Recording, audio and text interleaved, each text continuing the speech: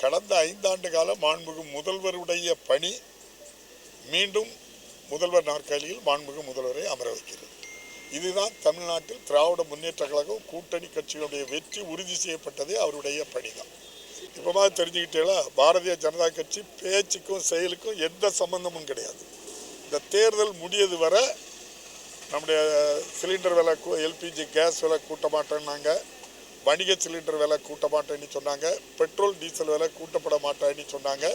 அது அவ்வளவும் ஏமாத்து சதி. புரிஞ்சுக்கிட்டே இப்போ அந்த காலகட்டத்திலிருந்து கேஸ் சிலிண்டர் விலைகள் 3000 ரூபாய்க்கு இப்போ 3250 ரூபா நம்ம தமிழ்நாட்டில் வணிக சிலிண்டருடைய விலைனாலும் 4000 ரூபாய்க்கு குறைஞ்சி நீங்கள் எங்கேயும் வாங்க முடியாது.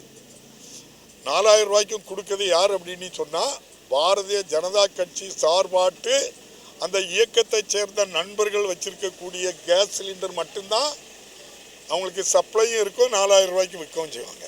அப்போ 2000 ரூபாய்க்கு விற்கும்போது 2000 ரூபாய் கூடுதலாட்டு வணிக சிலிண்டர் விற்று கொண்டே இருக்கின்றார்கள். இந்தியா முழுவதும் கொள்ளை அடித்து கொண்டே இருக்கின்றார்கள்.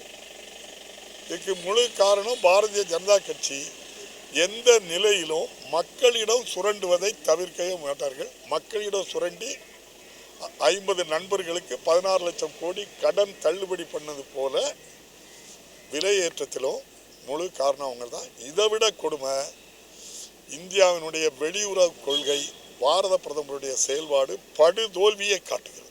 படுதோல்வி பாரத பிரதமரும் வெளியுறவு கொள்கை. இதுவரை இந்தியாவில் ஆட்சிக்கு வந்த எந்த கட்சியும் எந்த பிரதமரும் உலகளவில் நமக்கு உள்ள மரியாதை, மிகப்பெரிய ஒரு டெமோக்ரசி கண்ட்ரி, அரபு நாடுகளோடு இணக்கமாக இருப்போம், அரபு நாடுகளோடு தொடர்ந்து இணக்கமாக இருப்போம். நம்முடைய ட்ரம்ப் மிரட்டினார் அப்படிங்கறதுக்காக அரபு நாடுகளிலிருந்து எண்ணெய் வாங்குறத விட்டுட்டு வெளியே வரமாட்டோம். அரபு நாடுகளை போலவே ரஷ்யாவிலிருந்து குறைந்த விலைக்கு வாங்கிட்டு இருந்தோம். ட்ரம்ப் மிரட்டின உடனே என்ன செய்யிட்டோம், வெளியே வந்துட்டோம். இந்த 2 சம்பவம் தான். ரஷ்யா விட்டு எண்ணெய் வாங்கிறதுக்கு வெளியே வந்தது ஒன்று, அரபு நாடுகளில் நம்ம இந்திய மணிக்கு கொடுத்து வாங்கிட்டு இருந்ததை இழந்தது ஒன்று. இந்த 2 இழப்புக்கும் காரணம் ட்ரம்ப். அதுக்கு காரணம் பாரத பிரதமர், அவருடைய நண்பர் அதானி.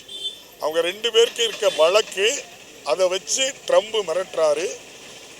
ரொம்ப எல்லா மக்களும் என்ன சொல்கிறாங்கன்னா, இவ்வளவு கேவலமாட்டு ட்ரம்ப் கிட்ட அடிமையாட்டு ஒரு பிரதமர் இந்தியாவில் இருக்கிறது மிக மிக கேவலம்.